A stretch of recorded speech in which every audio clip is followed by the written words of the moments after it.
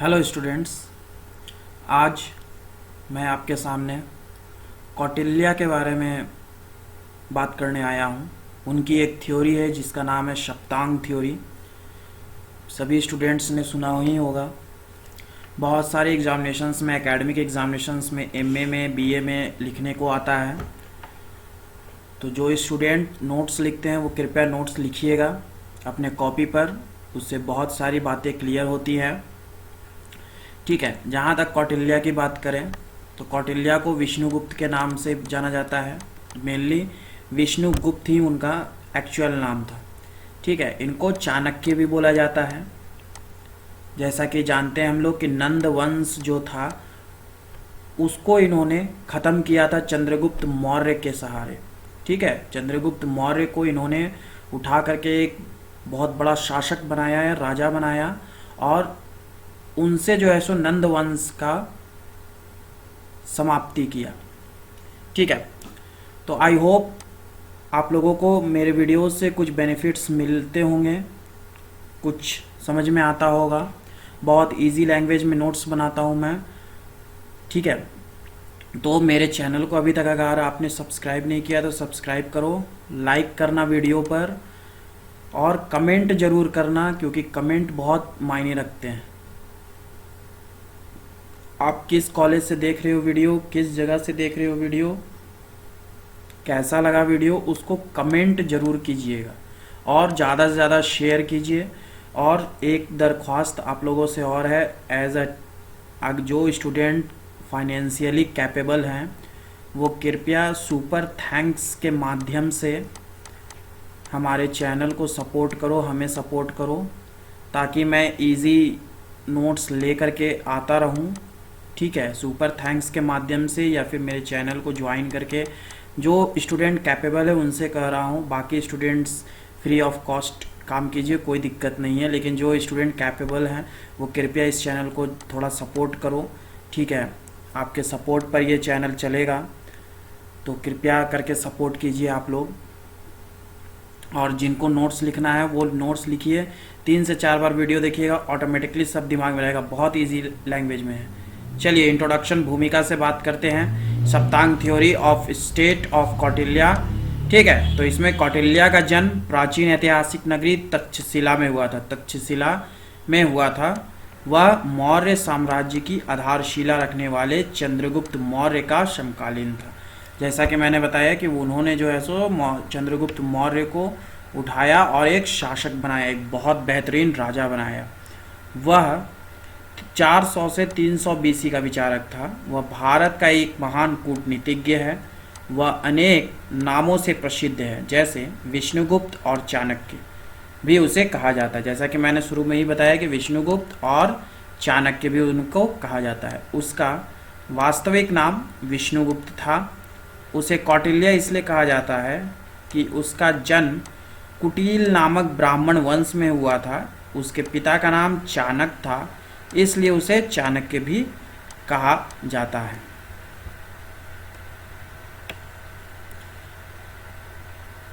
जो student MA BA में लिखते हैं नोट्स या फिर एग्जामिनेशंस में जो लिखते हैं उनके लिए ये बेस्ट नोट्स है।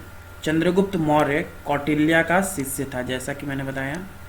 ठीक है, उसने चंद्रगुप्त मौर्य के द्वारा नंद वंश का विनाश करवाकर महान अखिल भारतीय मौर्य साम्राज्य का शिलान्यास किया। उस समय यूनान का राजा सिकंदर भारत पर आक्रमण किया था, लेकिन कौटिल्य की कूटनीति तथा चंद्रगुप्त मौर्य के प्रभुत्व के कारण सिकंदर महान को भारत पर सफलता नहीं मिल सकी। चंद्रगुप्त कौटिल्य की सहायता से ही सम्राट बना, और कौटिल्य ने केवल चंद्रगुप्त मौर्य का महामंत्री वरन सभी कुछ था, लेकिन इतना होने पर भी वह त्यागी और तपस्वी का जीवन व्यतीत करता था। मौर्य साम्राज्य के महामंत्री की कुटिया के वैभव का चित्रण विशाख दंत ने, ये सब जो कोटेशंस मैं बीच बीच में देता हूँ इसको एग्जामिनेशंस में कोट कीजिएगा, आंसर राइटिंग बेस्ट होगा। विशाख दंत के ने मुद्रा राक्षस में इन शब्दों में किया है। उनकी कुटिया, जो महामंत्री की कुटिया थी, उसके बारे में बताया है। कुटिया के एक ओर गोबर के उपलों को तोड़ने के लिए पत्थर पड़ा है, दूसरी ओर विद्यार्थियों द्वारा लाई गई लकड़ियों का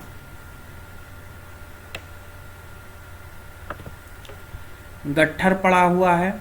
सूखने के लिए रखी गई लकड़ियों के बोझ से छत दबी जा रही है और उसकी दीवार जीर्ण दशा में है। ठीक है, इस तरीके का जो है सो आपका कुटिया था कौटिल्य का। ये आपका मुद्रा राक्षस में विशाख दंत ने उल्लेख किया है। इसको एग्जामिनेशंस में नोट डाउन जरूर कीजिएगा। कौटिल्य की महान रचना अर्थशास्त्र है। कौटिल्य को हम लोग अर्थशास्त्र उनकी बुक है।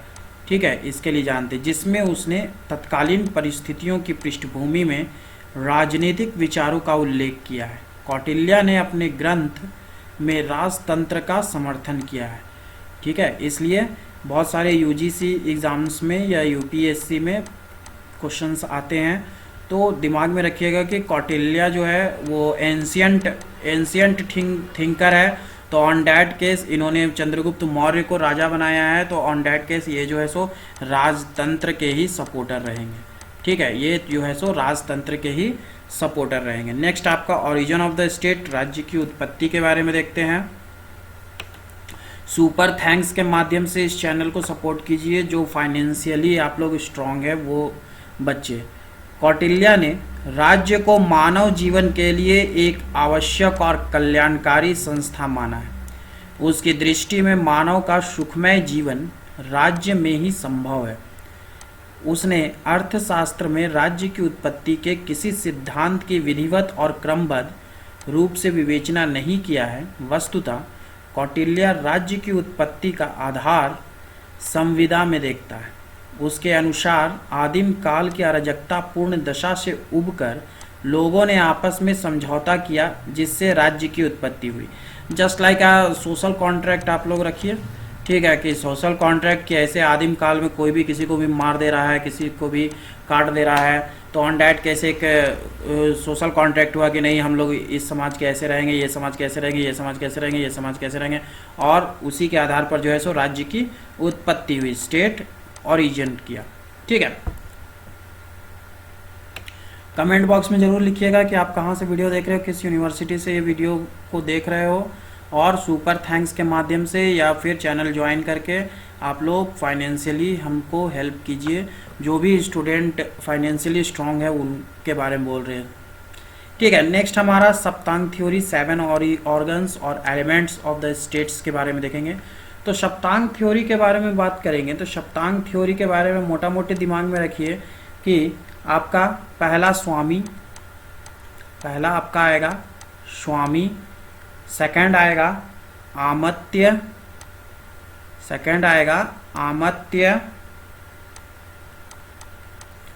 तीसरा आएगा जनपद, चौथा आएगा दुर्ग, पांचवा आएगा कोश, छठा आएगा दंड, और सातवां आएगा मित्र। ठीक है, यही आपके 7 जो है सो सप्तांग थ्योरी है, 7 ऑर्गन्स और एलिमेंट्स ऑफ द स्टेट। ठीक है, इसके बारे में अब हम लोग पूरा डिटेलिंग में देखेंगे कि क्या है। राज्य का विकास वैदिक युग के अंतिम चरण में पूर्ण रूपेण हो चुका था। सप्तांग राज्य की कल्पना प्राचीन भारतीय विचारकों के अनुसार एक जीवित शरीर की कल्पना है, जिसके 7 अंग होते हैं। मनु, भीष्म और शुक्र जैसे भारतीय विचारकों ने राज्य की कल्पना एक ऐसे जीवित जागृत मानव स्वरूप के रूप में किया है जिसके 7 अंग होते हैं। शुक्र नीति में राज्य के इन अंगों को मानव शरीर से तुलना करते हुए कहा गया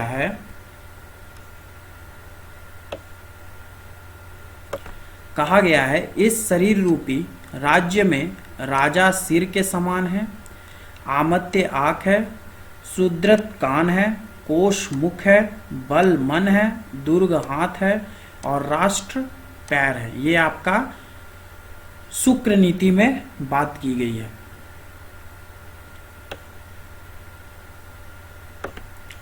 कौटिल्य ने राज्य के 7 अंग माने हैं जिसको वह प्रकृति की संज्ञा देता है। राज्य के 7 अंगों के कारण ही राज्य की प्रकृति के संबंध में कौटिल्य का सिद्धांत सप्तांग सिद्धांत कहलाता है। कौटिल्य ने अर्थशास्त्र के 6ठा अधिकरण के प्रथम अध्याय में राज्य के 7 अंगों या प्रकृतियों को अग्रलिखित रूप से उल्लेख किया है।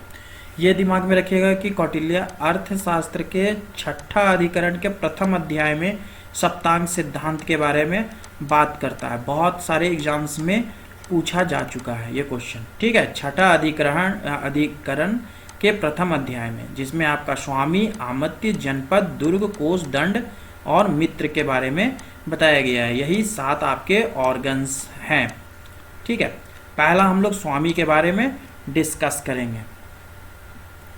कमेंट बॉक्स में ज़रूर लिखिएगा कहाँ से देख रहे हो ये वीडियो को, हमें प्रोत्साहन मिलता है। और लाइक ज़रूर कीजिएगा और सुपर थैंक्स के माध्यम से ज़रूर फाइनेंशियली हेल्प कीजिए, आपकी ज़रूरत है, ठीक है। नेक्स्ट आपका स्वामी के बारे में बात करते हैं।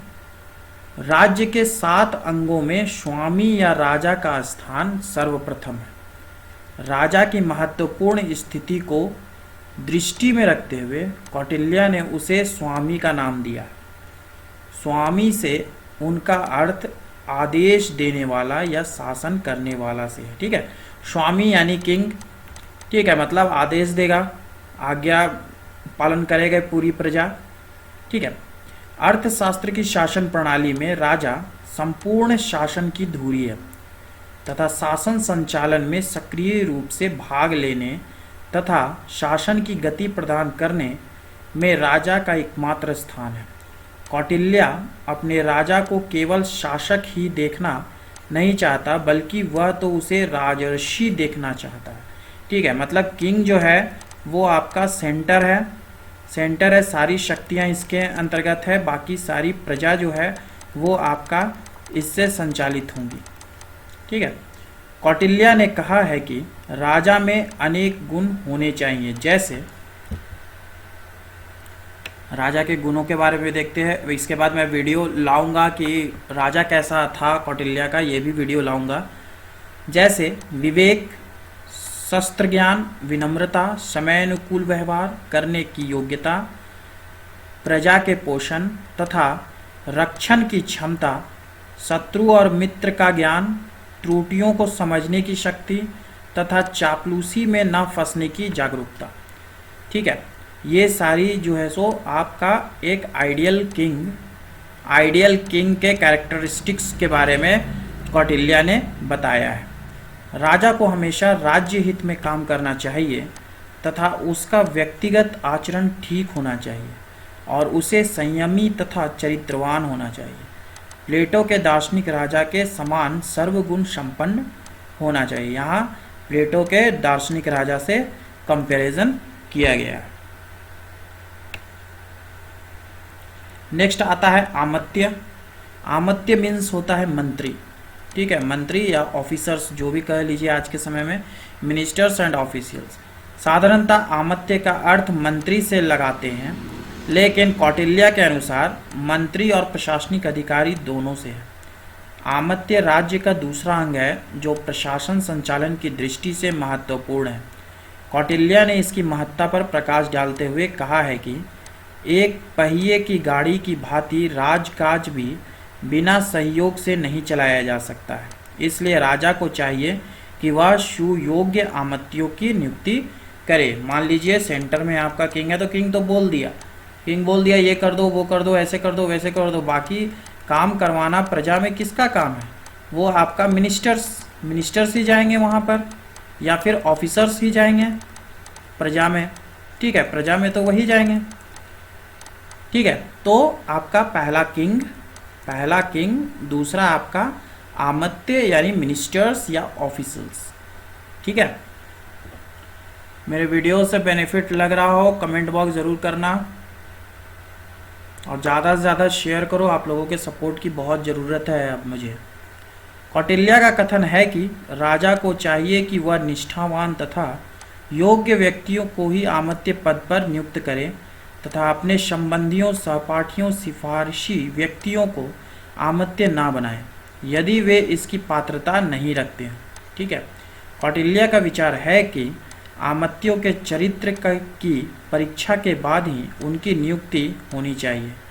धर्मोपदा, अर्थोपदा, कामोपदा और भयोपदा अर्थात धर्म, अर्थ, काम तथा भय द्वारा परीक्षित आमत्यों को उनकी कार्य क्षमता के अनुसार कार्यभार सौंपना चाहिए। ठीक है, जो स्टूडेंट्स लिखते हो नोट्स, वो कृपया करके नोट्स लिखना कॉपी में। कॉपी पे लिखने से बहुत सारी बातें क्लियर हो जाती हैं। ठीक है, और 2 से 4 बार वीडियोस देख लोगे तो एग्जामिनेशंस में कम से कम 3 से 4 पेज तो आराम से लिख लोगे। ठीक है, किसी तरीके का कोई दिक्कत नहीं होगा। मेनली मेरे नोट्स जो है सो एकेडमिक एग्जामिनेशंस के लिए मैं बनाता हूँ, बीए के लिए, एमए के लिए, और बहुत सारे स्टूडेंट्स जो है सो वो आपका जब पीसीएस की तैयारी करते हैं मेंस की, तो उसमें नोट्स लिखने के काम में लेते हैं। ठीक है, तो बहुत क्वालिटेटिव, बहुत अच्छे नोट्स, मैं इजी अंडरस्टैंडिंग नोट्स बनाता हूँ, तो कृपया इस चीज़ को सपोर्ट करो। आप लोगों के सपोर्ट की मुझे बहुत ज़रूरत है। जनपद, पॉपुलेशन, टेरिटरी। वर्तमान राजनीतिक विचारक भू प्रदेश तथा जनसंख्या को पृथक पृथक राज्य के तत्व मानते हैं। ठीक है, भू प्रदेश और जनसंख्या को पृथक पृथक राज्य के तत्व मानते हैं। जैसा कि हम लोग जानते हैं कि स्टेट के एलिमेंट्स अगर हम लोग देखेंगे तो स्टेट के एलिमेंट्स आज के समय में क्या है? आज के समय में क्या है स्टेट के एलिमेंट्स? पहला है टेरिटरी। ठीक है, पहला है टेरिटरी, दूसरा है आपका पॉपुलेशन। ठीक है, तीसरा है आपका गवर्नमेंट, और चौथा है आपका सॉवरिटी। यही आपके 4 एलिमेंट्स हैं जो कि आजकल के मॉडर्न एज में आपका डॉक्टर प्रोफेसर गार्नर का जो कंसेप्ट है राज्य का, वही ओवरऑल वैलिड है। तो इन चार एलिमेंट्स जो है उसमें पॉपुलेशन और टेरिटरी को अलग अलग कर दिया गया है आज के मॉडर्न एज में।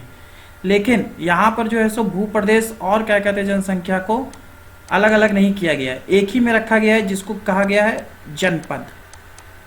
ठीक है, जनपद। लेकिन कौटिल्य ने इन दोनों के लिए जनपद शब्द का प्रयोग किया है। जनपद का अर्थ जनयुक्त भूमि होता है। ठीक है, जैसे आज भी कहा जाता है कि मान लीजिए आपके पास टेरिटरी है और उसमें पॉपुलेशन है ही नहीं, तो आप गवर्नमेंट बना के करोगे क्या? आप किस पर शासन व्यवस्था चलाओगे? कहाँ से रिवेन्यू लाओगे? कहाँ से खर्चा ये करोगे? ठीक है, तो इसीलिए कौटिल्य जो है सो इन दोनों के लिए, पॉपुलेशन प्लस टेरिटरी दोनों के लिए जो है सो जनपद शब्द का लाए, यानी कि जनयुक्त भूमि। ठीक है, इसके अभाव में राज्य की कल्पना नहीं की जा सकती है। कौटिल्य का मत है मनुष्यों से रहित प्रदेश जनपद नहीं कहला सकता और जनपद से रहित भूमि राज्य नहीं कहला सकती। ठीक है, ऑब्वियस सी बात, जहाँ मनुष्य ही नहीं रहेंगे वहाँ पर राज्य कहाँ से होगा? राज्य का कोई कंसेप्ट ही नहीं होगा। ठीक है, कौटिल्य ने अर्थशास्त्र के 2वें अधिकरण के प्रथम अध्याय में जनपद की स्थापना पर विस्तार पूर्वक प्रकाश डाला है। उसका मत है कि जनता सरल,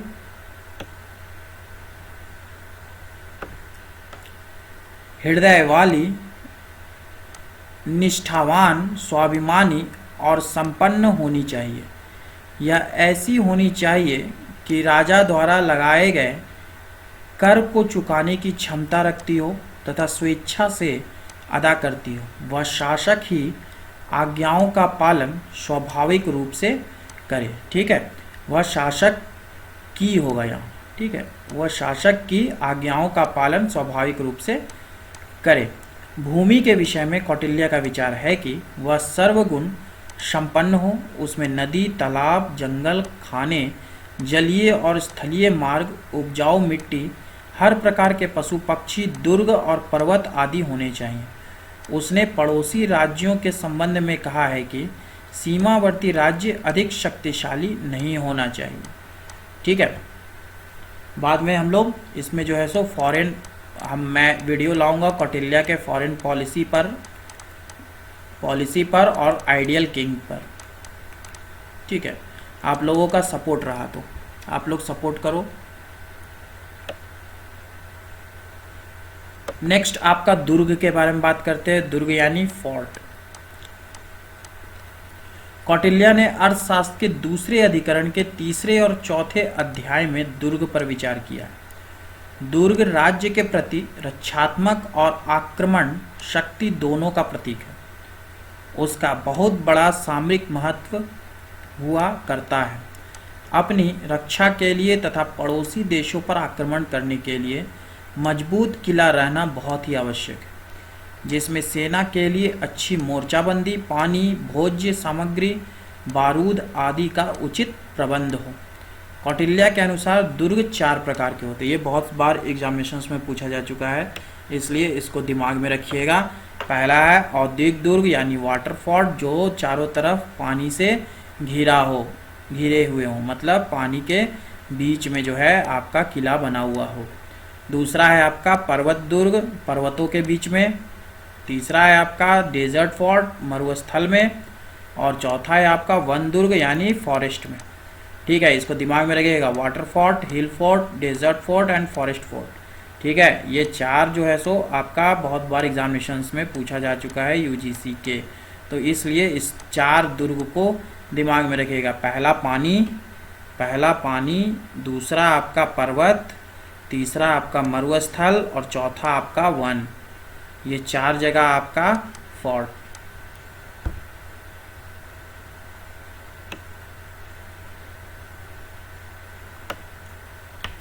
इन दुर्गों में अद्वैत दुर्ग और पर्वत दुर्ग संकट काल में जनपद की रक्षा के लिए उपयोग में लाए जाते हैं। धनवान दुर्ग और वन दुर्ग वनपालों की रक्षा के लिए उपयोगी होते हैं। इसके साथ ही संकट के समय इन दुर्गों में भागकर राजा भी अपनी रक्षा कर सकता है। नेक्स्ट आपका आता है 5वां कोष यानी ट्रेजरी।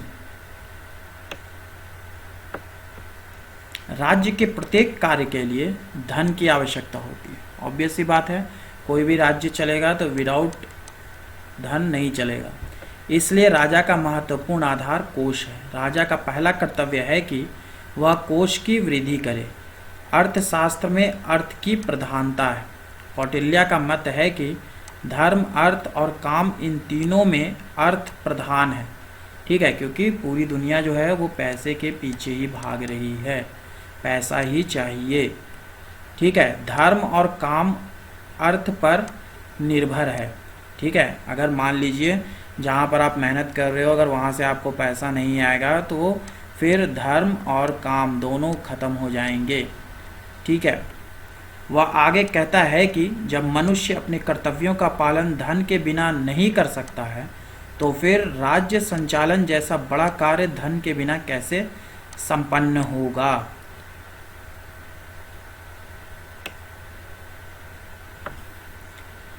सेना, भूमि, समृद्धि आदि सभी की प्राप्ति कोष के द्वारा संभव है। जैसे अभी मैंने आप लोगों को भी बोला कि सुपर थैंक्स के माध्यम से या चैनल ज्वाइन करके आप लोग कुछ डोनेशन इस चैनल को कर सकते हो।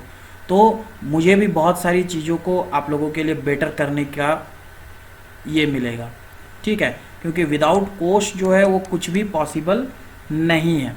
ठीक है, कौटिल्य युद्ध को बहुत महत्व देता है। युद्ध के लिए धन का होना आवश्यक है। कौटिल्य ने अर्थशास्त्र के 6ठी अधिकरण के पहला अध्याय में कोष के गुण पर अपना मत प्रकट करते हुए लिखा है कि राजकोष ऐसा होना चाहिए जिसमें पूर्वजों तथा अपने धान की कमाई सिंचित हो। इस प्रकार धान्य, सुवर्ण, चांदी, नाना प्रकार के बहुमूल्य रत्न तथा हिरण्य से भरा पूरा हो, जो अकाल तथा आपत्ति के समय सारी प्रजा की रक्षा कर सके। ठीक है, आपत्ति भी इसको लिख सकते हो या विपत्ति भी लिख सकते हो, दोनों में से कुछ भी लिख सकते हो। इन गुणों से युक्त खजाना कोष संपन्न कहलाता है। इस कोटेशंस को एग्जामिनेशंस में नोट करना। जो स्टूडेंट नोट्स लिखते हो, नोट्स ज़रूर लिखना, बहुत चीज़ें क्लियर होंगी दिमाग में। और मैं बहुत बड़ा नोट्स इसलिए देता हूँ ताकि आप लोग गिरते पढ़ते भी एक क्वालिटेटिव आंसर राइटिंग जो है वो अपने एग्जामिनेशंस में कर पाओ। ठीक है, नेक्स्ट आपका दंड या सेना। कौटिल्य के अनुसार दंड का अर्थ सेना है। सेना राज्य की सुरक्षा का प्रतीक है। कौटिल्य का मत है कि जिस राजा के पास सशक्त सैन्य बल होता है उसके मित्र तो मित्र बने ही रहते हैं, शत्रु तक मित्र बन जाते हैं।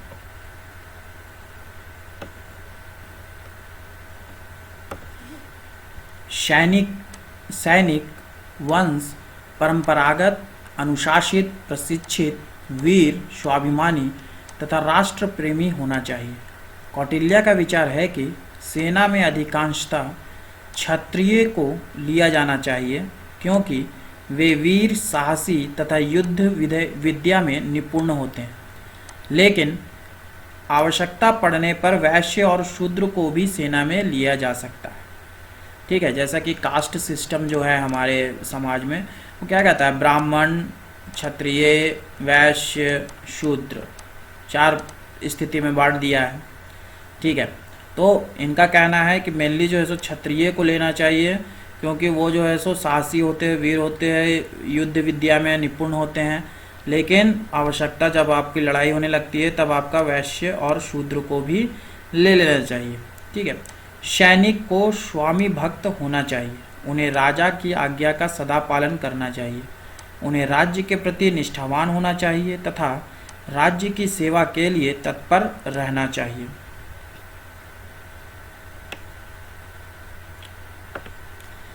संतुष्ट सेना विजय की निशानी है, इसलिए सैनिक को संतुष्ट रखने के लिए अच्छा वेतन और सुविधाएं राजा की ओर से मिलनी चाहिए। कौटिल्य ने हस्त सेना, अश्व सेना, स्थल सेना तथा पैदल सेना का उल्लेख किया है। हस्त सेना मतलब हाथी वाला, ठीक है, इसको दिमाग में रखिएगा। नेक्स्ट आपका आता है मित्र, फ्रेंड्स।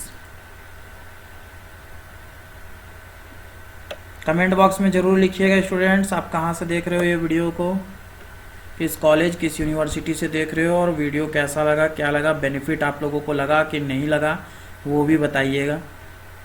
कौटिल्य के अनुसार राज्य की प्रगति के लिए और संकट के समय राज्य की सहायता के लिए मित्रों की आवश्यकता होती है। इसके लिए यह आवश्यक है कि राजा अपने ऐसे मित्र बना के रखे जो समय पर उसकी सहायता कर सके। मित्र वंश परंपरागत, विश्वासी, स्थायी तथा हितैषी हो। उसके साथ ही राजा अपने मित्रों को सदैव अपने वश में रखे और उनसे समय पर काम ले। ये आपके 7 सिद्धांत हुए, सप्तांग सिद्धांत। आई होप किसी को कोई प्रॉब्लम नहीं हुआ होगा। ठीक है, अब हम लोग राज्य के विभिन्न अंगों का सांपेक्षिक महत्व देखेंगे, relative importance of the different organs of the state. राज्य के इन 7 अंगों के विवेचन के साथ ही कौटिल्य ने इसके सारे महत्व पर भी प्रकाश डाला है। मनु, भीष्म और शुक्र जैसे भारतीय आचार्यों का मत है कि स्वामी, आमत्य, जनपद, दुर्ग, कोष, दंड और मित्र महत्व की दृष्टि से ये क्रम अनुसार हैं। लेकिन आचार्य भारद्वाज इस मत का खंडन करते हुए कहा है कि स्वामी की अपेक्षा आमत्य अधिक महत्वपूर्ण होता है। ठीक है, इसको आप जो है सो यहाँ पर से जो है सो आप क्रिटिसिज्म में भी आप इस चीज़ को पॉइंट आउट कर सकते हैं। महत्व होता है क्योंकि वास्तविक प्रशासन का संचालन तो आमत्य ही करता है, लेकिन कौटिल्य ने इसका खंडन किया है। उसका कथन है कि राजा आमत्य से अधिक महत्वपूर्ण है क्योंकि वह मंत्रियों की नियुक्ति करता है। कौटिल्य ने अपने सप्तांग सिद्धांत में राजा को विशेष महत्व